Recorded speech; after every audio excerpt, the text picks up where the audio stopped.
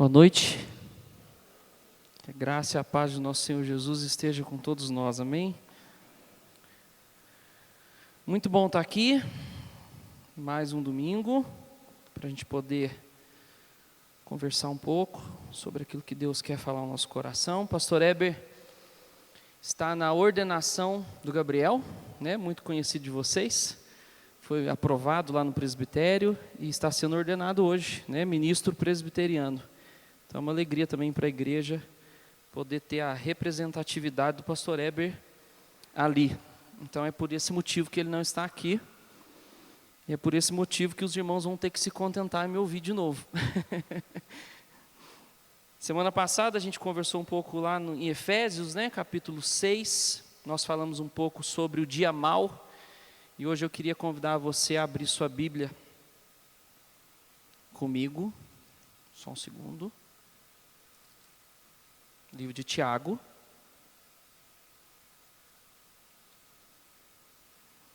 Não, nós vamos abrir em 1 Pedro primeiro. Depois a gente vai para Tiago. 1 Pedro, capítulo 5.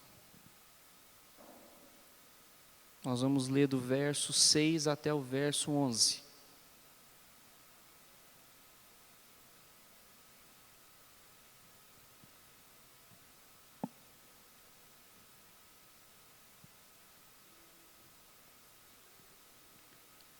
Primeira Pedro 5.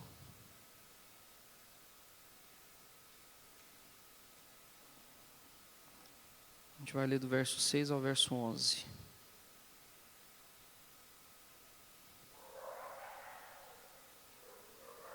Acompanhe comigo a leitura. Diz-nos assim a palavra do Senhor. Portanto, humilhem-se debaixo da poderosa mão de Deus, para que Ele em tempo oportuno os exalte.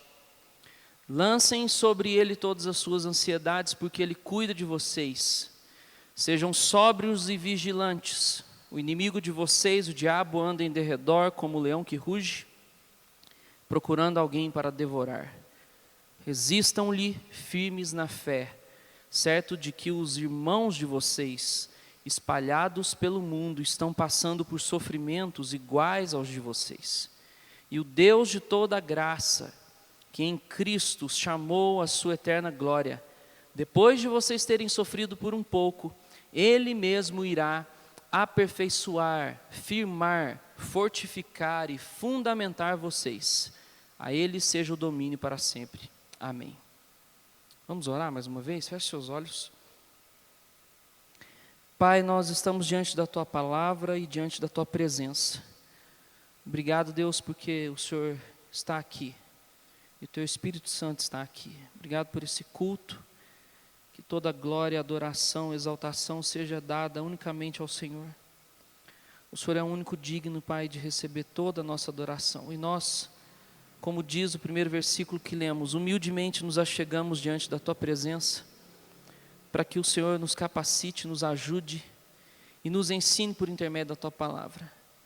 Que ao ouvirmos a Tua voz essa noite, possamos ser impactados pelo Senhor, desafiados pelo Senhor, animados pelo Senhor. Enfim, o Senhor é aquele que aplica a Tua palavra como lhe apraz. E por isso nós queremos estar aqui unicamente na dependência do Senhor e de ninguém mais. Por isso abençoa-nos como igreja e fala conosco em nome de Jesus. Amém. Então, como eu disse, semana passada a gente falou um pouquinho sobre as diversas fases que nós vivemos na nossa caminhada cristã. E algumas dessas fases são caracterizadas por momentos de lutas, por momentos de dificuldades. Nós passeamos um pouquinho na Escritura, a gente viu que todos os homens que temiam ao Senhor, que amavam ao Senhor, tiveram momentos de dificuldade na sua caminhada. E aí a gente fez algumas aplicações, como é que o apóstolo Paulo nos ensina a tomar toda a armadura de Deus, que é retratado ali, e como é que nós podemos, em tomando essa armadura, resistir ao dia mau. E hoje eu pensei então que talvez a gente pudesse compartilhar um pouquinho de que além desse dia mau, que muitas vezes vem pela vontade de Deus, por uma provação, por um teste, Às vezes ele vem por conta das consequências das nossas escolhas equivocadas, que está mais relacionado ao nosso coração pecaminoso e enganoso, mas ele também vem por intermédio do nosso inimigo, das nossas almas, e é o que esse texto diz, e eu queria conversar um pouco sobre isso com vocês essa noite. Nada melhor do que a gente, primeiro, entender quem escreve essa carta, que é o apóstolo Pedro, e a gente começar a puxar um pouquinho das coisas que Pedro está dizendo aqui, porque se você perceber comigo ao longo dessa leitura e ao longo do nosso sermão aqui essa noite, você vai ver justamente isso, retratado. Um homem que tinha o seu coração enganoso, como o meu e o seu, um homem que estava propenso a cometer erros assim como você e eu, e então por conta disso e por conta da sua vivência de caminhada junto com Cristo Jesus, ele tem a capacidade de escrever o que ele escreve, baseado então nas suas próprias experiências. É como um homem que atinge aí, sei lá, os seus 60 anos, e ele já tem maturidade suficiente para olhar para trás e ver que ao longo da sua caminhada ele aprendeu coisas importantes. E é isso que Pedro está fazendo aqui, ele está ensinando a igreja a alguns princípios que ele viveu na pele e ele sabe muito bem o que é. Então vamos lá. Primeira coisa que ele começa no verso 6 dizendo: portanto, humilhem-se debaixo da poderosa mão de Deus. E aí eu vou passear um pouco em alguns textos, os irmãos não precisam abrir porque são vários. O primeiro texto está registrado lá em Mateus capítulo 16, verso 16.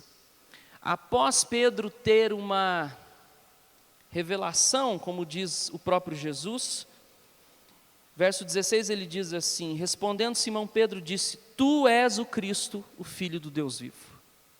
Verso 17 diz: então Jesus lhe afirmou: bem-aventurado és Simão Barjonas, porque não foi carne e sangue que te revelaram, mas meu Pai que está nos céus. É interessante que Pedro faz uma afirmação que condiz com quem Cristo é, e Cristo então meio que dá um feedback positivo para Pedro, né?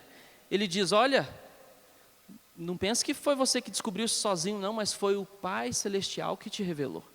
E a cena continua. Jesus faz alguns outros elogios, ou talvez coisas concernentes à vida de Pedro. Ele diz que ele iria edificar a igreja sob Pedro.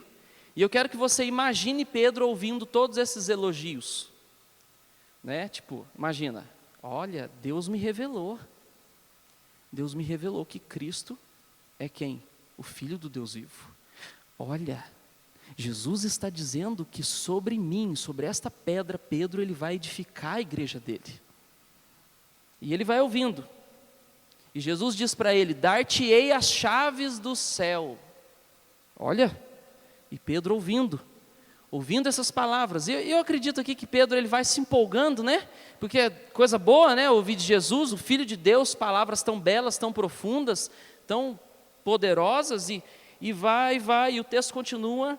E lá no verso 21, Jesus Cristo diz assim: começou Jesus a mostrar aos seus discípulos que lhes era necessário seguir para Jerusalém e sofrer muitas coisas dos anciãos, dos principais sacerdotes e dos escribas, ser morto e ressuscitado no terceiro dia. Verso 21. Pedro então está no auge, né? Jesus já falou coisas fantásticas para ele. Pedro é o cara. Não é? Pedro é o cara, irmãos. E aí Pedro se acha no direito, no próximo verso, pode passar para o próximo verso, de chamar Jesus à parte. Olha o que diz o texto. Então Pedro, chamando à parte, começou a repreendê-lo, dizendo: nunca, Senhor, isso nunca te acontecerá. Olha que mudança, irmãos. Um homem que num instante, como o próprio Cristo disse, recebe uma revelação de Deus, de que Cristo era o Filho do Deus vivo. Começa a receber esses elogios de Jesus e agora ele se acha no direito de chamar o Rei dos Reis, o Senhor dos Senhores ao lado e repreendê-lo. E dizer para Jesus: não, Senhor, o que é isso aí que você está falando? Isso nunca vai acontecer contigo. Nunca. Então Pedro, quando ele escreve a respeito de humildade, ele está se Ih, sumiu a palavra. Ele está dizendo a respeito de si mesmo. Porque ele é um homem que sabe muito bem o que é achar que é capaz de fazer algo. Ele é um homem que sabe muito bem o que é tentar resolver os problemas com as suas próprias forças. E achar que é capaz. Como, por exemplo, quando Jesus aparece no mar, caminhando sobre as águas, e o que é que o bonitão do Pedro faz? Senhor, mande que eu vá até a sua presença. E ele faz o quê? Desce do barco, vai caminhando sobre as águas, mas no meio desse caminho ele se acha amedrontado com a força das águas e ele começa o quê? A afundar. Isso é o que acontece todas as vezes que nós confiamos em nós mesmos, queridos. Isso é o que acontece todas as vezes quando a gente começa a receber elogio dos outros e o nosso coração vai se ensoberbecendo, e a gente vai achando que em nós mesmos nós temos todas as respostas. Então Pedro, ele dá um direcionamento para a igreja de Jesus, um direcionamento para você e para mim, de algo que ele já vivenciou na vida dele, que ele sabe que esse caminho não é muito legal. Ele não só sabe que não é muito legal, como ele ouve terríveis repreensões do Senhor Jesus Cristo. E é o próximo verso. Mas Jesus, voltando-se, disse a Pedro: arreda, Satanás, tu és para mim pedra de tropeço, porque não cogita das coisas de Deus, e sim das dos homens. Queridos, nós corremos um sério risco de sermos instrumentos nas mãos do diabo, quando colocamos a nossa esperança, as nossas convicções em nós mesmos, no nosso braço, na nossa força, no nosso coração enganoso. Quando nós, no nosso lar, como marido e mulher, e aqui eu já começo a aplicar esse primeiro ponto, não temos a humildade suficiente para reconhecer que somos falhos, miseráveis, pecadores, e a gente sempre acha que a gente é dono da verdade, você incorre num sério risco de ser usado por Satanás, para ao invés de ser bênção na vida do seu cônjuge, ser maldição na vida dele. Todas as vezes que nós tiramos o foco de quem Deus é, da cruz de Cristo, de que a nossa esperança está nele, nós corremos um sério risco de estar sendo usado pelo nosso coração enganoso e pelas forças espirituais do mal. Então, Pedro, ele diz aí, e o verso anterior também que eu não li, né? Ele diz no verso anterior, que todos se revistam de humildade no trato uns com os outros, porque Deus resiste ao soberbo, mas dá graça aos humildes. E aí o verso 6 que nós lemos, portanto, humilhem-se debaixo da poderosa mão de Deus. Pedro então está dizendo para nós como igreja, para mim como você, não coloque a sua expectativa, a sua esperança em quem você é e naquilo que você tem capacidade de exercer, mas em quem Deus é e naquilo que Ele pode fazer por você e por nós. Então esse é o primeiro ponto que Deus traz para nós essa noite. E o texto continua dizendo, né, para que Ele em tempo oportuno os exalte. Outros textos nas Escrituras falam a respeito, o livro de Mateus fala muito sobre isso, o próprio Jesus fala muito sobre isso, que aquele que deseja ser exaltado, então deve se humilhar. Jesus dá lições de humildade, por exemplo, como cumprindo a profecia do livro de Zacarias, quando ele monta num jumento e entra em Jerusalém. E parece até piada, né? Porque o rei dos reis montado num jumento entrando dentro da cidade prometida ali, cumprindo a profecia. Então Jesus dá inúmeras, quando lava os pés dos discípulos, inúmeras lições a respeito da humildade. E Pedro então está dizendo, olha, humilhem-se na presença do Deus Todo-Poderoso e reconheçam que Ele é Deus, que sem Ele vocês não são nada, porque eu já trilhei o caminho oposto, e eu sei bem o que é isso. Depois do próximo verso ele diz, sejam... Mentira, ele não diz isso não, ele diz verso 7. Lancem sobre ele todas as suas ansiedades, porque ele cuida de vocês. É um mal do nosso século, né? A gente tem uma dificuldade enorme de colocar sobre Deus a nossa ansiedade. A gente tem uma dificuldade enorme de viver Mateus capítulo 6. A gente tem uma dificuldade enorme de viver Filipenses capítulo 4, 6 e 7, se eu não estiver enganado, que diz: não andeis ansiosos de coisa alguma, em tudo, porém, sejam conhecidos diante de Deus as vossas petições pela oração e pela súplica, e a paz de Deus que excede todo o entendimento, guardará o vosso coração, a vossa mente em Cristo Jesus. Com certeza o coração de Pedro sabe muito bem o que é ansiedade. Sabe muito bem o que é ansiedade, sabe muito bem o que é medo, por causa daquela passagem que eu disse para os irmãos, quando ele está andando sobre as águas, ele tem medo. Ele sabe muito bem o que é ansiedade, porque quando ele está ali com Jesus, no Getsemane, e chegam os soldados para pegar Jesus, ele é um cara ansioso, ele não tem paciência, ele já saca a espada e ele imediatamente já corta a orelha de Malco. Porque ele não tem paciência, ele responde rápido. Quando Jesus questiona ele a respeito de algo, ele já diz: não, Senhor, contigo eu vou até o final do mundo, eu vou até a morte contigo.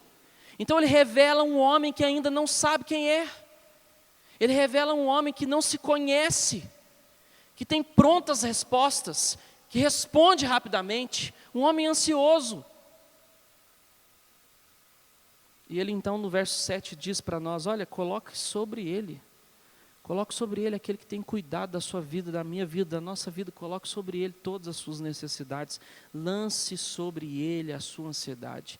E a palavra lançar aqui é literalmente essa questão de jogar, não é jogar e ficar com a cordinha de anzol segurando, não, é lançar de verdade, lançar e deixar para que o Senhor cuide de nós. E ele vai para o verso 8, sejam sóbrios e vigilantes. Sejam sóbrios e vigilantes. E aqui a gente pode fazer um paralelo com essa questão de dormir. 1 Tessalonicenses 4 Paulo usa muito essa expressão dormir, né? Uma das expressões que ele usa para falar em respeito aos... Esperar a moto passar, né, irmãos? Uma das expressões que ele usa em relação a essa questão de dormir é quando ele está se referindo aos cristãos que já morreram e estão na presença de Jesus aguardando a segunda volta de Cristo. É quando Paulo usa essa expressão dormir. A segunda é quando ele está falando a respeito da volta de Cristo.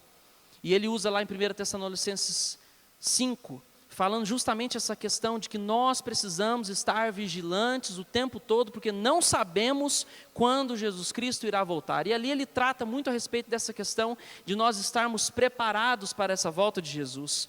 E aqui Pedro, então, ele trabalha essa questão de estarmos vigilantes, de estarmos sóbrios, porque a gente sabe muito bem o poder que a bebida tem sobre a vida de alguém, sobre o corpo de alguém, ao ponto dela não saber o que ela está fazendo mais. A gente vê inúmeros casos de mulheres que são drogadas ou são alcoolizadas e depois são estupradas e depois não sabem onde foram, aonde estiveram, mas só carregam aquela culpa de terem sido abusadas por alguém.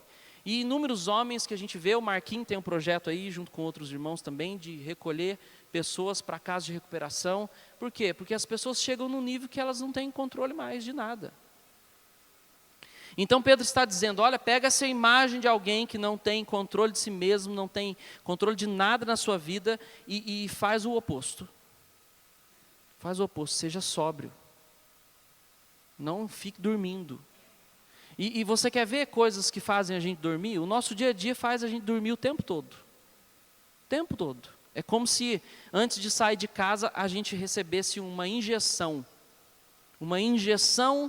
das preocupações desse mundo. E aí a gente dorme em relação às coisas espirituais e fica acordadinho para as coisas mundanas, acordadinho para as coisas que são materiais.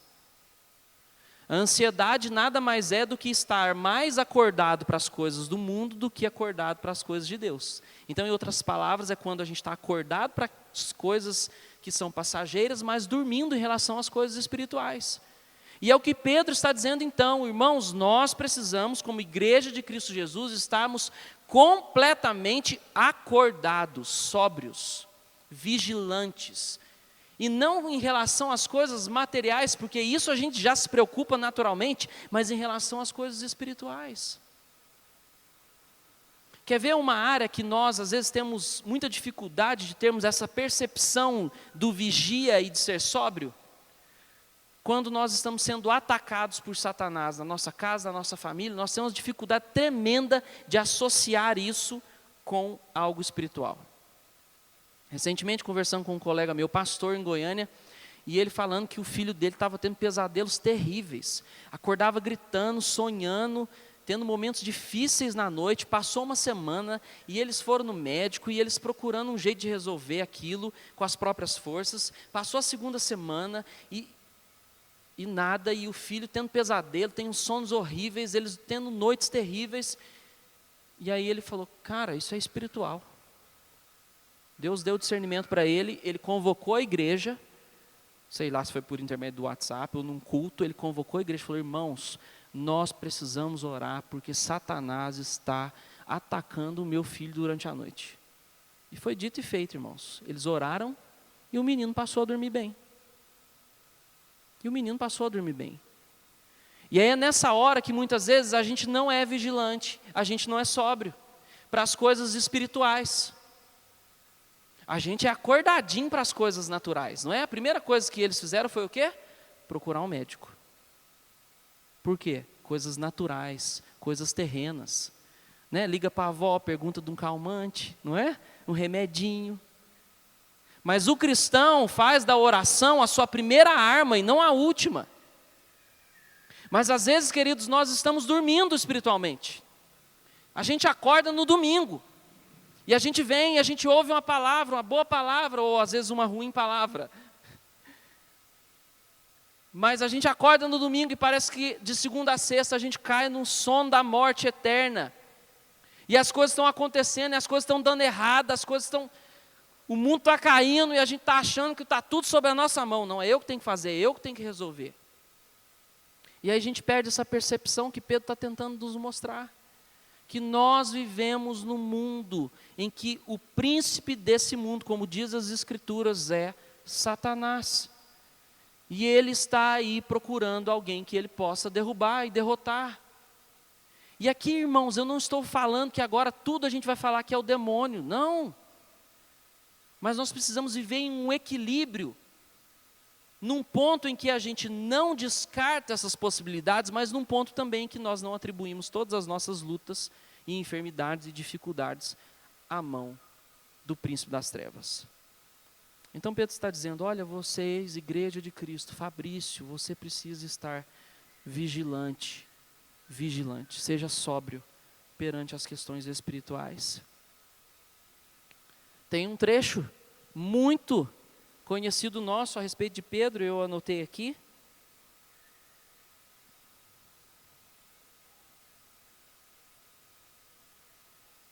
Espera aí que eu vou achar, irmãos.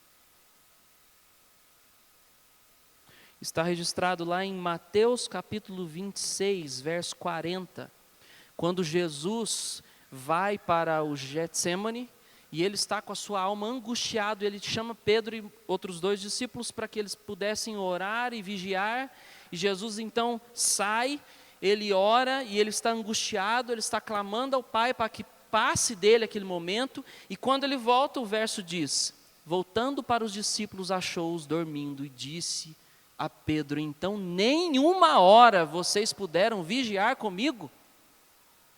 É claro que aqui Pedro estava dormindo literalmente, né?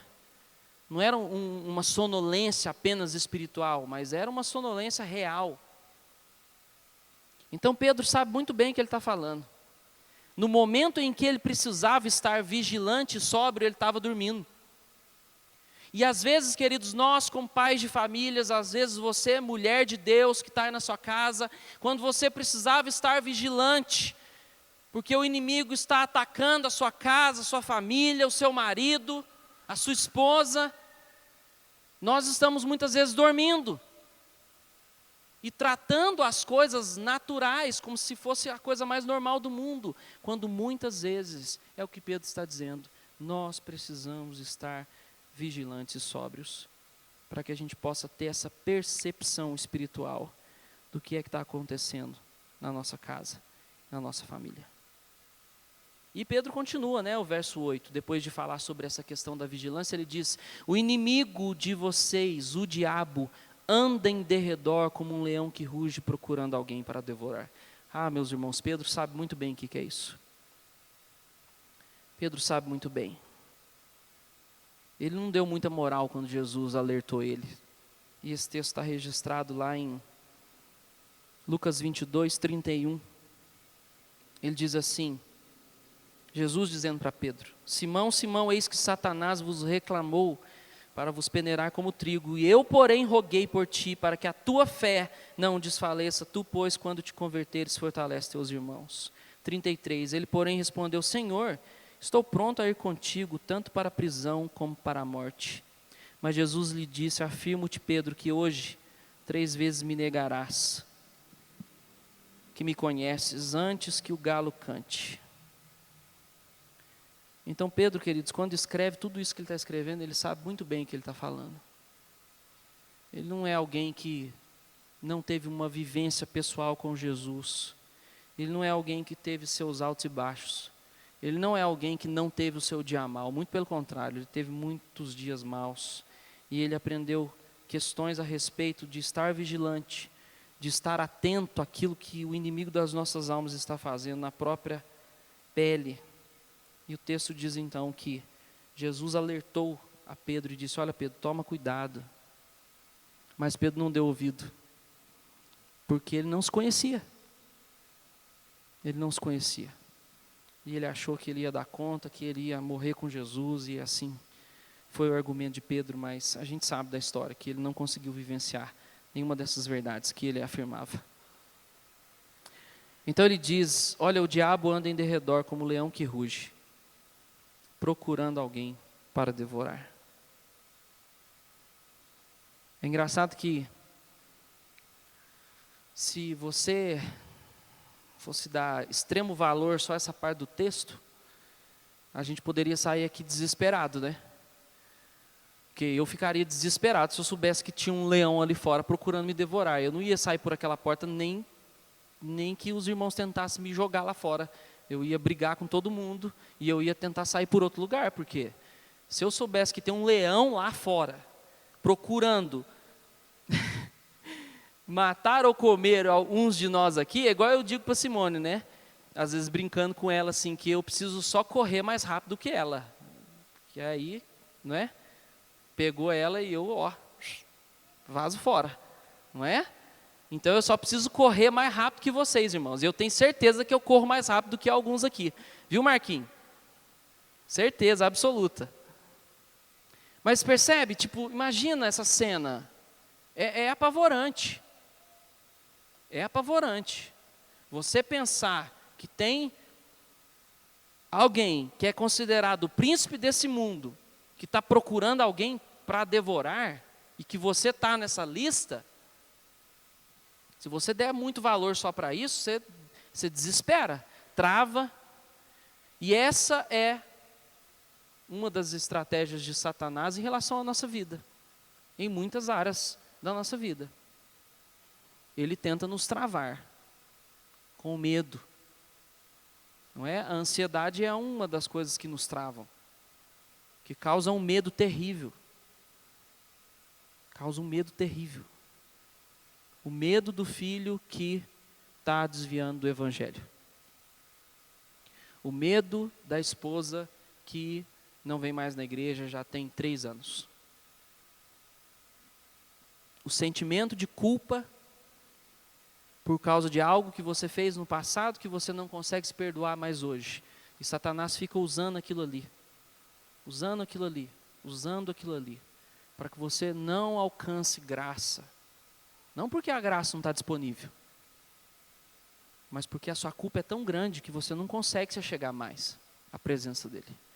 E, enfim, ele vai usando estratégias e vai transformando coisas que são pequenas em coisas grandes e anulando a cruz de Cristo. E muitas vezes a gente faz isso no momento da ceia, a gente anula a cruz de Cristo, como se a cruz de Cristo não fosse suficiente para lavar o nosso coração de todos os nossos pecados. E aí vai, irmãos. Então Satanás pinta um leão enorme que está nos devorando, quando na verdade, como um colega meu disse uma vez, ele é um ratinho de microfone. É um ratinho de microfone. E aí quando ele ruge, parece que ele é o cara. Mas a Bíblia diz que quem ruge mais forte do que ele é o leão da tribo de Judá. E ele já venceu. Essa é a única guerra, costumo dizer isso para os jovens, é a única guerra que você vai que você já sabe que você tem a vitória. Já imaginou? Se você vai para a guerra num outro país sabendo que você vai ganhar, ué, tudo bem, ué. Por que você vai ter problema de despedir da sua mulher, dos seus filhos? Nenhum, você já sabe que a vitória é sua. Então essa é uma guerra que nós enfrentamos, mas que se nós estivermos firmados na Escritura, vestindo a armadura da qual nós conversamos semana passada, a vitória é certa. Porque não está baseado em quem nós somos, mas em quem Ele é, e naquilo que Ele faz, e naquilo que Ele fez. Então, Pedro ele diz, olha, fica esperto, não menospreza não, porque eu, em um determinado momento da minha caminhada, menosprezei. E o que o diabo fez foi, engoliu Pedro. E Pedro foi lá, negou Jesus, depois se arrependeu, e foi usado tremendamente na obra de Cristo Jesus. E o verso 9 ele diz, olha, então resistam-lhe firmes na fé, certos de que os irmãos de vocês, espalhados pelo mundo, estão passando por sofrimentos iguais aos de vocês. Olha que legal esse versículo. Resista firme na fé. Tiago 4,7 também diz isso, né? Resista ao diabo e ele fugirá de vós. Resista firme na fé, mas não tem esse sentimento de solidão, de que só você está vivendo isso. Não tenha esse sentimento de comiseração, de que, né, eu, como Elias teve lá na caverna, né, porque só restou eu, só eu sou fiel. Não tem mais ninguém, é só eu. Não, Deus diz para Elias, você está me enganado. Tem muitos aí, 7.000 que não dobraram o joelho, então não vai achando que você é o último bolacha do pacote, que você não é não. E às vezes, queridos, a gente está sofrendo e a gente não consegue olhar para as pessoas que estão ao nosso lado sofrendo também, porque a gente olha tanto para dentro de nós mesmos, tanto para a nossa dor, para o nosso sofrimento. Eu lembro que uma época no meu namoro com a Simone, eu me achava um ET, porque a gente vivia alguns problemas no nosso relacionamento, e talvez isso acontece também em alguns casais já casados, que a gente olha para dentro da nossa casa, da nossa família, a gente vê as lutas que a gente enfrenta, a gente fala assim, não é possível, sou só eu que vivo isso, sou só eu que passo essas dificuldades, essas lutas, sou só eu que passo problema de criação de filhos, sou só eu que passo problema em acertar o relacionamento conjugal, não é possível. Mas a Bíblia não, queridos, está dizendo, resista firme na fé, é certo de que está todo mundo no mesmo barco. E aí é um impulsionar para mim, para você, para a gente aprender a dividir mais as nossas lutas e dificuldades. Porque, queridos, a gente está vivendo num mundo em que as pessoas caminham muito sozinhas. Muito sozinhas. Falei um pouco sobre isso semana passada também. E aí a gente acha que só a gente sofre, só a gente tem dificuldade. Por quê? Porque nós não dividimos a nossa alma. A gente não compartilha as nossas lutas. E nesse aspecto, é importante então a gente entender o que Pedro está dizendo. Olha, irmãos, vocês não estão sozinhos. Tem muita gente sofrendo também. Especificamente aqui, na carta de Pedro, muitos irmãos sofrendo com a perseguição, muitos irmãos sofrendo com dificuldades em pregar o Evangelho, porque eles estavam sendo mortos, perseguidos. Pedro está dizendo para eles, então, olha, queridos, não pensa que são só vocês aí de tal lugar que estão sendo perseguidos, mas muitos estão sendo perseguidos, e então é uma atitude de Pedro de tentar consolar esses irmãos também, para que eles não se sintam desamparados e sozinhos. Pedro então diz, resistam, resista-se firme na fé. E aí o próximo verso, 10, e o Deus de toda a graça, que em Cristo os chamou à sua eterna glória, depois de vocês terem sofrido por um pouco, Ele mesmo irá aperfeiçoar, firmar, fortificar, fundamentar vocês. Que bênção, irmãos. Que bênção. Esse Pedro também é o mesmo Pedro que lá em Lucas capítulo 5:8 ele disse assim para Jesus: Senhor, retira-te de mim porque sou pecador. É uma parte da caminhada de Pedro onde ele começa a entender quem ele é. Onde ele começa a entender a dependência que ele tem e que ele precisa do Senhor Jesus. E aqui no final da sua carta ele dá, então, essa última dica para nós como igreja de Cristo, a respeito da dependência total, da graça maravilhosa de Jesus Cristo. Sabendo que em meio ao sofrimento, quem vai nos aperfeiçoar, ele usa a palavra aperfeiçoamento, firmar os nossos pés e nos fortificar. Essa é a trajetória de Pedro, querido, se você for analisar, diante de tudo que nós falamos aqui. É um homem que, à medida que caminha com Jesus, está sendo transformado, está sendo aperfeiçoado. É um homem que, à medida que está caminhando com Jesus, ele está sendo, o próximo ponto que ele usa, firmado. Firmado nessa própria rocha que é Jesus. É um homem que, à medida que está nessa caminhada cristã com Cristo, ele está sendo fortificado. De tal forma que ele não é um homem que chega aos 50 anos de idade sem maturidade alguma, como nós temos visto muito ao longo dos nossos dias. Homens com idade para ser meu pai e que tem a cabeça de um menino, de um moleque. Homens que não aprenderam nada, que sofreram ao longo da caminhada, muitas vezes sem Cristo, às vezes até caminhando na igreja, mas muito duvidoso na minha consciência de que conheça realmente a Jesus, e que não amadureceram. São os mesmos de 20, 30 anos atrás. Mas aqui nós vemos um homem que não, queridos. Apesar do seu coração difícil, apesar do orgulho, apesar dessas lutas internas de Pedro, é um homem que se rendeu à presença do Espírito Santo e à medida que caminhava com Jesus foi transformado. Foi firmado, foi aperfeiçoado, foi fortificado. É um homem que tomou posse dessa graça em Cristo Jesus, porque eu fico imaginando o remorso de Pedro, ao olhar Jesus fitando ele ali na cruz, e ele lembrando as 3 vezes, a palavra de Jesus dizendo, você vai me negar, a palavra de Jesus dizendo, olha, Satanás me procurou, mas eu orei por você. Quando ele dorme, Jesus sofrendo ali as angústias, e Pedro dormindo. E Pedro então vai lembrando de tudo isso, queridos, e se esse homem não tomasse posse dessa graça de Deus, ele jamais teria sido o homem que ele foi. Porque se ele não tomasse posse da graça de Deus, ele teria feito igual Judas, saído e se suicidado. De tanto remorso, culpa e devorado por esse leão que Satanás muitas vezes usa para nos destruir e nos derrubar. Então Pedro é um homem que amadurece ao longo da sua caminhada. Pedro é um homem que aprende lições importantes enquanto caminha na presença de Jesus. Queridos, que nós possamos, ao longo da nossa caminhada,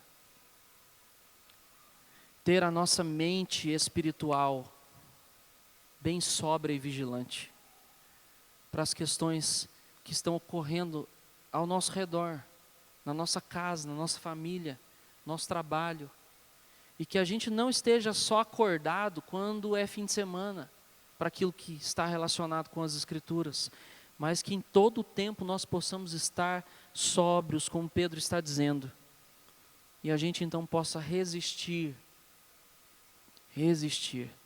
às ciladas de Satanás, às ciladas dos nossos inimigos, e em nome de Jesus, não sermos usados por Satanás como Pedro foi usado, porque baseou-se na sua própria força, no seu próprio entendimento.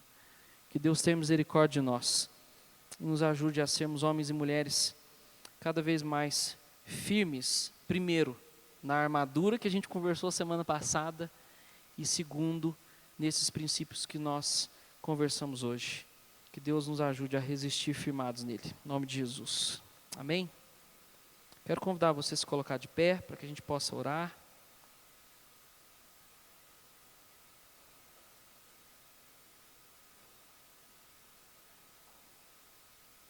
Senhor, muito obrigado.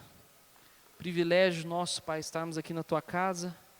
Privilégio nosso podermos aprender um pouco mais princípios que a gente já sabia muitas vezes, mas saber que nós precisamos de Ti, Deus. Não podemos ter esse coração altivo, orgulhoso. Não podemos, Pai. Precisamos nos humilharmos na Tua presença santa e clamar ao Senhor para que o Senhor sustente a nossa vida. Nós precisamos reconhecer o quanto somos dependentes do Senhor. Nós precisamos, Pai, nos calar muitas vezes quando nos é dado a oportunidade de falar algo. Oh Deus, nos ajuda a nos humilhar, Deus, diante da Tua presença, diante da presença uns dos outros, na convicção, Deus, de que no tempo do Senhor o Senhor há de exaltar cada um. Pai, em nome de Jesus, que o Senhor fortaleça a Tua igreja, para que nós não estejamos dormindo, mas que sejamos sóbrios, vigilantes, tementes ao Senhor. Homens e mulheres que olham para a sua casa e conseguem ter seus olhos espirituais ativos em todo o tempo. Homens e mulheres que, quando estão em todas as áreas que esse mundo exerce na nossa vida, conseguem olhar, Deus, com olhares espirituais e perceber e ter esse discernimento espiritual.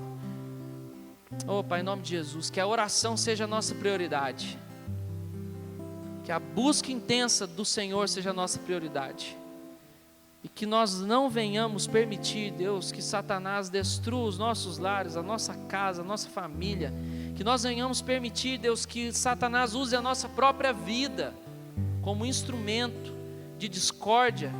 Tem misericórdia de nós, derrama da Tua graça sobre nós, como Pedro diz, para que nós possamos ser aperfeiçoados, transformados, capacitados por Ti, em nome de Jesus e para a glória de Jesus.